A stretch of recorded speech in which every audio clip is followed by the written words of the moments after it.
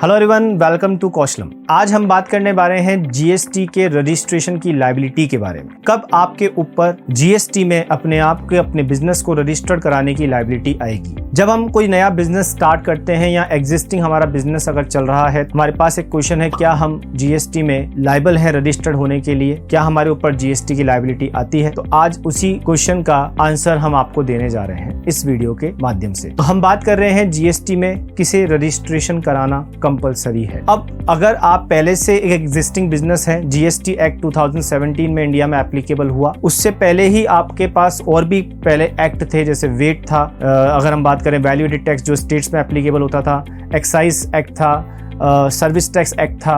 अगर आप इनमें ऑलरेडी रजिस्टर्ड थे तो आपके ऊपर जीएसटी में रजिस्ट्रेशन कराने की वैसे ही बाउंडेशन है। बट अब हम बात करते हैं उन लोगों के लिए जिनका पहले से कोई बिजनेस रजिस्ट्रेशन नहीं था, या अब जो बिजनेस 2017 के बाद स्टार्ट हो रहे हैं, क्या उन्हें ये रजिस्ट्रेशन जीएसटी में कराना जरूरी है? तो हम आज उसी क्वेश्चन के बारे में बात करने जा रहे हैं। चलिए सबसे पहले बात करते हैं किसके लिए जीएसटी रजिस्ट्रेशन मैंडेटरी है। ऐसे बिजनेस जो इन्वॉल्व हैं सप्लाई ऑफ गुड्स में, जो कि जिनका टर्नओवर किसी फाइनेंशियल ईयर में 40 लाख से ज्यादा है और जो नॉर्मल कैटेगरी स्टेट्स में फॉल करते हैं। अगर स्पेशल कैटेगरी स्टेट्स में फॉल करते हैं तो यही लिमिट 40 लाख से 20 लाख रुपए हो जाती है। अब इसमें ये स्पेशल कैटेगरी स्टेट्स कौन से हैं तो मैं आपको बता दूं, अरुणाचल प्रदेश, आसाम, जम्मू एंड कश्मीर, मणिपुर, मेघालय, मिजोरम, नागालैंड, सिक्किम, त्रिपुरा, हिमाचल प्रदेश और उत्तराखंड। यहाँ पर इस लिमिट को 20 लाख रुपए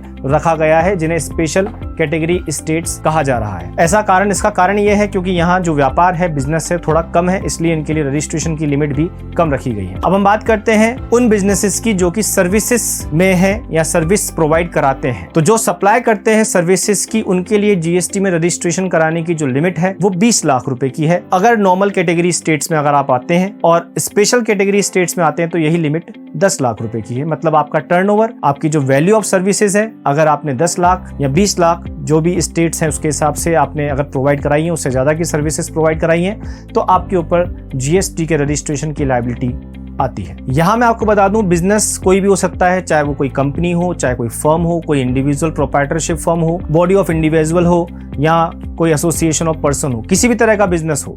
अगर आप गुड्स या सर्विसेज सप्लाई करते हैं और उनकी जो थ्रेशोल्ड लिमिट है 40 लाख और 20 लाख, जो मैंने आपको बताई, नॉर्मल स्टेट्स के लिए, स्पेशल स्टेट्स के लिए 20 लाख और 10 लाख की जो लिमिट है, अगर आप उसे क्रॉस करते हैं, आपका टर्नओवर उससे ज़्यादा है, तो आपके ऊपर मैंडेटरी है जीएसटी में रजिस्ट्रेशन कराना। आगे बात करते हैं और किसके लिए जीएसटी में रजिस्ट्रेशन कराना कंपलसरी है। जैसा मैंने बताया था, अगर कोई पर्सन पहले से ही जो अर्लियर लॉ जीएसटी से पहले एप्लीकेबल थे, like excise, VAT, service tax, अगर वे उनमें रजिस्टर्ड थे तो जीएसटी में भी रजिस्ट्रेशन कराना उनके लिए कंपलसरी है। इसी तरह आप अगर अपना कोई बिजनेस किसी को बेचते हैं या डिमर्ज करते हैं किसी के साथ, तो आप जो ट्रांसफरी है उसे अपना बिजनेस जीएसटी में रजिस्टर कराना होगा जिस दिन से वो बिजनेस ट्रांसफर हुआ उसी दिन से। इसी तरह अगर कोई पर्सन इंटर स्टेट सप्लाई करता है, मतलब एक स्टेट से दूसरे स्टेट में गुड्स की सप्लाई करता है, तो उसके लिए जीएसटी में रजिस्ट्रेशन कराना कंपलसरी है, चाहे उसका जो टर्नओवर का अमाउंट हो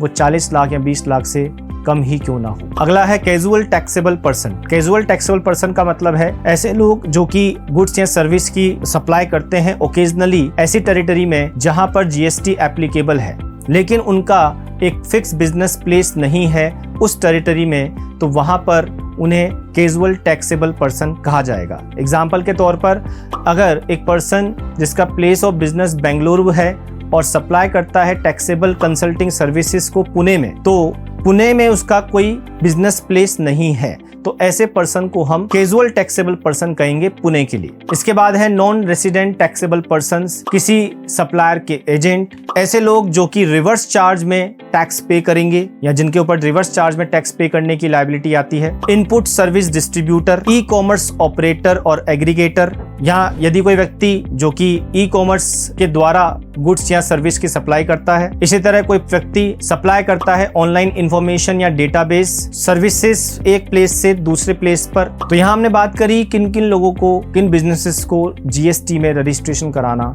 जरूरी है। ऐसी ही कुछ अधिक जानकारी के लिए आप ज्वाइन कर सकते हैं कौशलम के skill based courses. Thank you.